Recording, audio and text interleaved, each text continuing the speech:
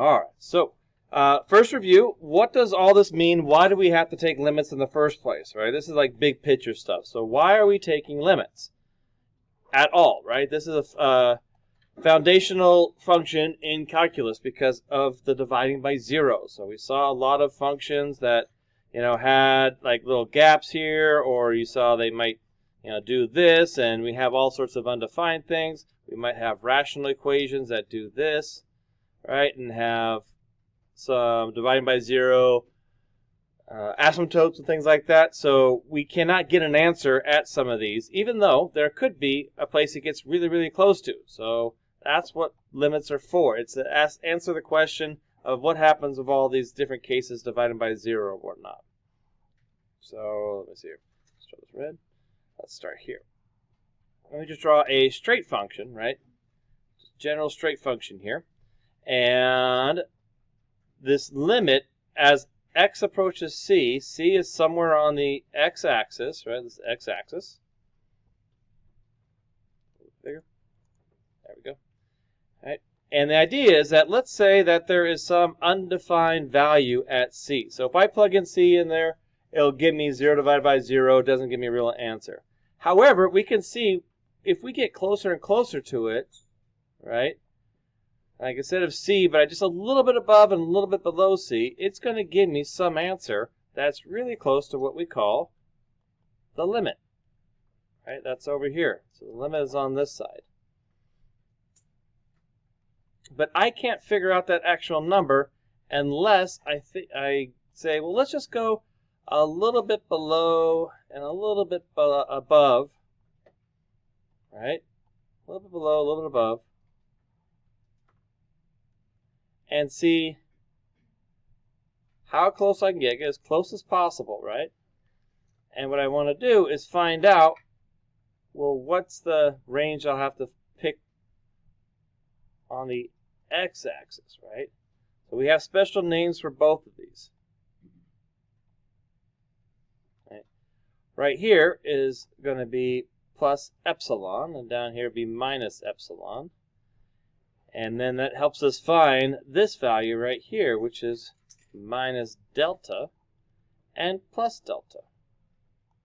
And you notice these are different sizes, right? So usually, unless you have the function x equals y, then the delta and epsilon will be identical. But any other case, right, we have different sizes here. And our goal here is to find out what is the relationship between the size of epsilon and the size of delta.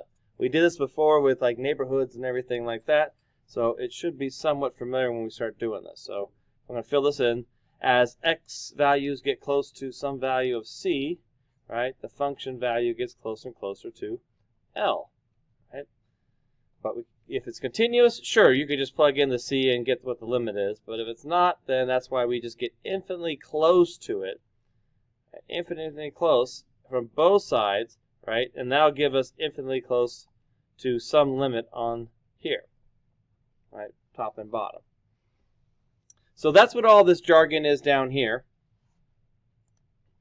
Right? It's going over like, well, let's just choose a delta so that f of x is L minus epsilon, comma L minus, all that's saying is that it's somewhere in this range, right? From L minus epsilon, L, it's just somewhere right here. So that we get an answer of somewhere right here, between here and here. And what we want to do is know, well, how these sizes just kind of, relate to one another. What's their common relation? All right. So what's going to happen is you're going to be given some limits here, and right now it shows you.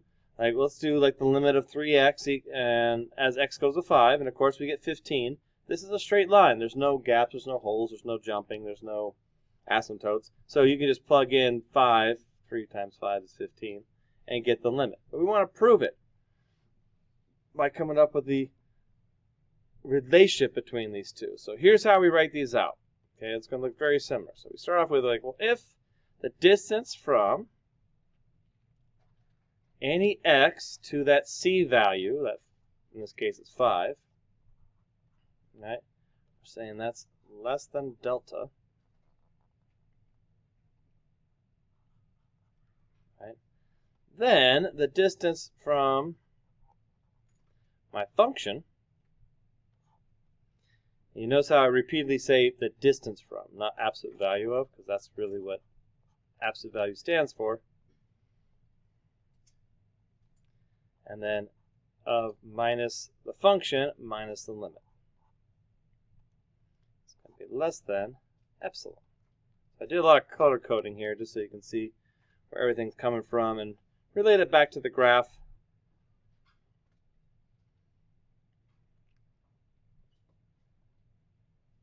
And our goal is actually to work with this and end up with an x minus 5, and then I'll have what delta is equivalent to. And it's from here, it's basic algebra, right? So to solve this, I would probably factor out a 3, right? Because 3 comes out of 3 and 15, so just factor that out of the absolute value. That's okay. And we'll get x minus 5. And then we can just divide by 3 everywhere.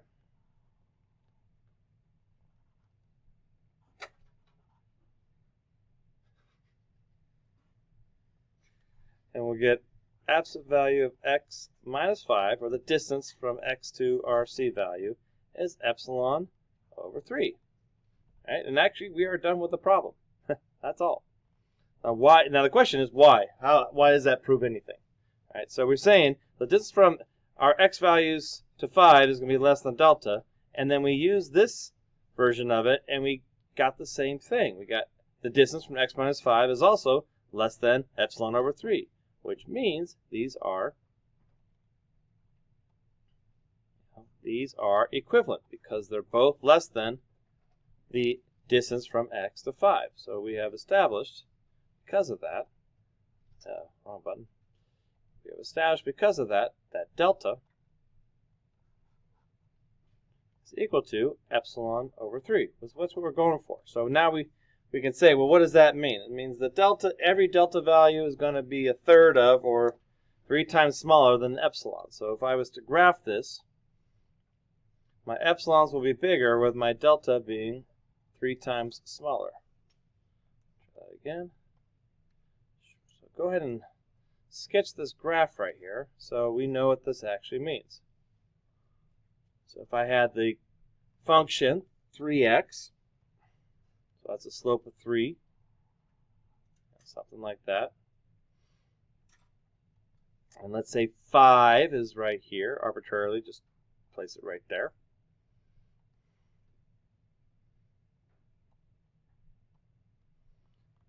Follow that up. And if I follow that to the f of x axis, that's where we'll find the limit of 15.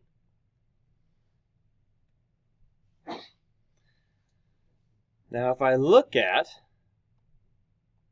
this epsilon, let's say a epsilon about right here, and I want to do the same distance below, and I follow that back down to the x-axis, you can see that this delta, right, this appears, because it is, this appears much smaller, right? This little right here compared to right here. Now, it's not drawn completely to scale, but you can see that, yeah, definitely the delta is a third of the size of this. So if I did this perfectly, this delta would be 3 times smaller exactly of this epsilon right over here. And that's all they're getting at. Okay?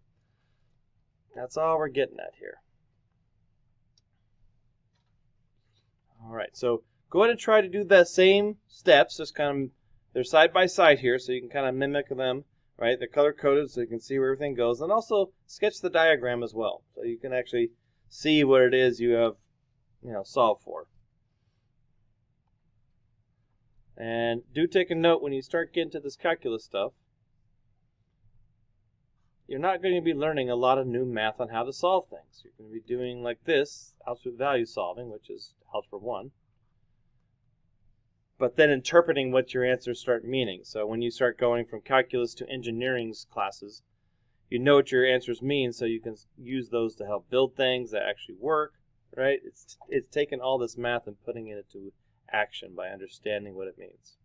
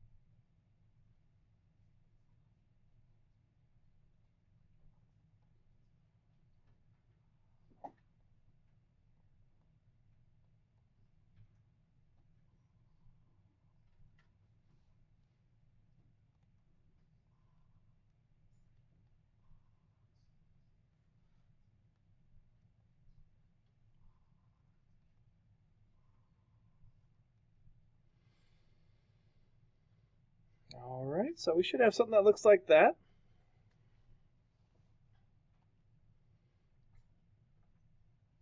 Both those have a length of epsilon. Both these would be delta.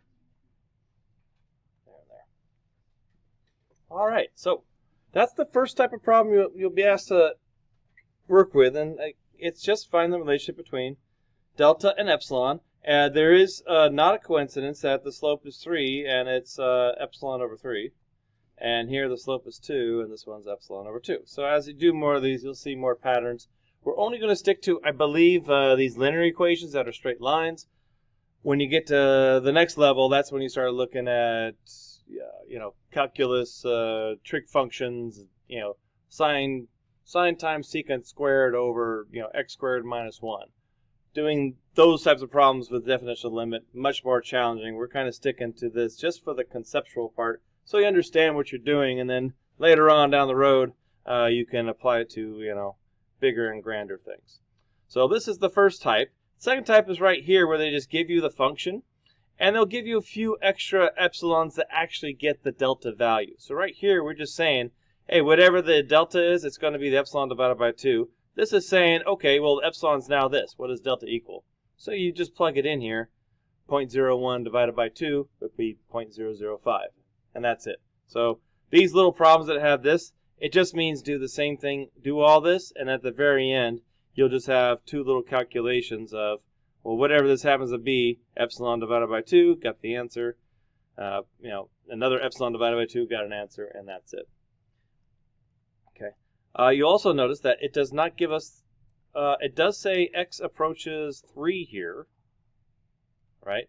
But it doesn't tell us what the limit is. It doesn't say what that is. So you have to know how to find the limit, which, since it's a continuous function, is not too difficult, but you still have to know that's something you need to do, right? It's not given to you. So the limit of 4x plus 1, what is the limit? Why did I put c? The limit is 3. So what is the limit here as x approaches 3 for this function? And you say, well, how do we get this one up here? Like, how do we get 15? Yeah, just plug it in. It's continuous, right? We're not worrying about jumps or holes in the graph or asymptotes, so we can simply just plug it in. That was one of the first limits we did, was only with continuous functions. We didn't have to worry about that stuff yet. So, and that's one of the things that you'll find out that's the skill in higher math, in calculus. It's not so much you know how to solve a bunch of equations, but you know, oh, wait a minute, that's a continuous function, so I can just do this really fast. I don't have to go through and divide everything by x and all that stuff. It's not necessary. So those are the things you want to be paying attention to that will help you out down the road. So now we can do the same thing we did up here. All right, come to the same conclusion of some delta is equal to some epsilon. So let's do that. Set it all up. So we have the absolute value from x, the distance from x to 3 is less than delta. All right, then the distance from my function, 4x plus 1, to my limit, right, is going to be less than epsilon.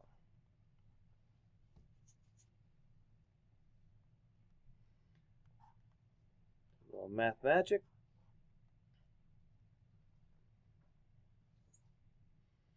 We get what, minus 12. Right over here.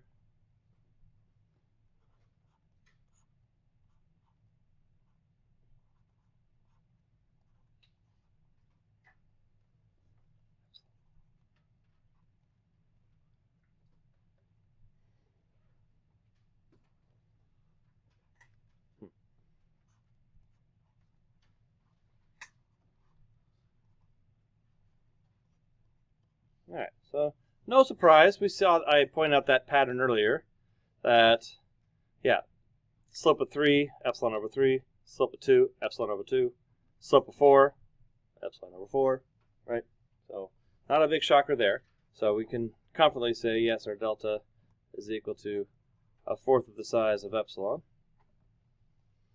And now they want to know, well, what about these specific epsilons right here? So let's take a little sidebar here and say, well, let's do for number 1 right here and say, well, delta is going to equal epsilon over 4. Epsilon is now 0.01 divided by 4.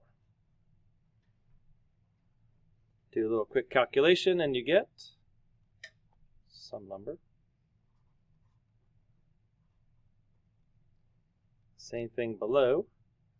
0.004 divided by 4.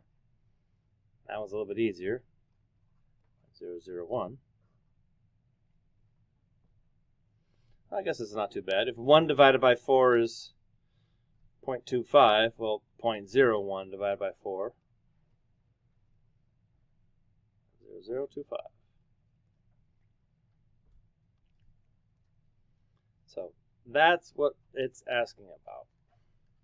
And now, more specifically, I'll show you on here. Do I have it open? There it is. Missed it.